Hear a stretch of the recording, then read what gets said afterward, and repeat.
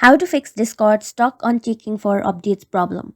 Hello everyone, this is Sabrina here to help you today. So without any further ado, let's get right into the video. First, go to your Play Store and then search for Discord.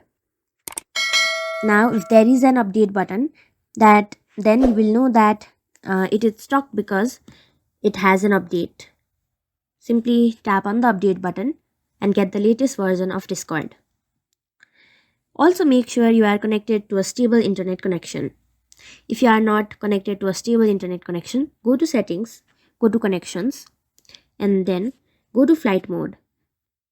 Turn on flight mode for a few seconds and then turn it off and then turn on your Wi-Fi again.